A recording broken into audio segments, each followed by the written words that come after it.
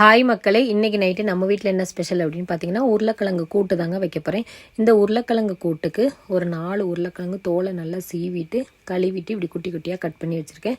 தக்காளி, பெரிய வெங்காயம், பச்சை மிளகா, அப்புறம் இஞ்சி பூண்டு பேஸ்ட்டு, சீரகம், வெந்தயம், கடுகு இதெல்லாம் எடுத்து வச்சுருக்கேன். எண்ணெய் காஞ்சதும் கடுகையும் வெந்தயத்தையும் போட்டு சின்ன சீரகம்னே சொல்லி பழகிருச்சு. இங்கே வந்து சின்ன சீரகம் பெருஞ்சீரகம் அப்படின்னு சொல்லுவாங்க.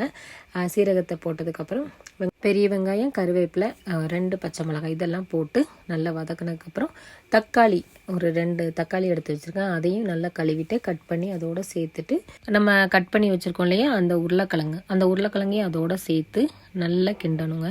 இது வந்து வீட்டில் காய்கறி எதுவுமே இல்லை அப்படிங்கும்போது டக்குன்னு இந்த உருளைக்கிழங்கு, தக்காளி, பெரிய வெங்காயம் இதெல்லாம் சேர்த்து டக்குன்னு ஒரு கூட்டு மாதிரி நம்ம பண்ணிடலாம்.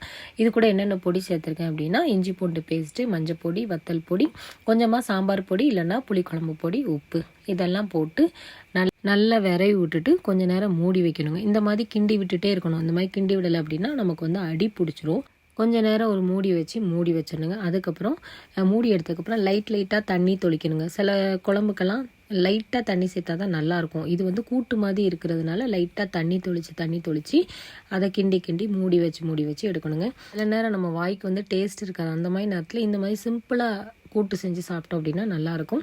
அப்புறமா அப்பளத்தை சுட்டு தாங்க எடுத்துகிட்ருக்கேன். இந்த அப்பளத்தை சுட்டு சாப்பிட்றது எனக்கு ரொம்ப பிடிக்கும். சின்ன வயசில் எங்கள் ஆச்சி விறகடுப்பில் தானே அப்போல்லாம் சமைப்பாங்க.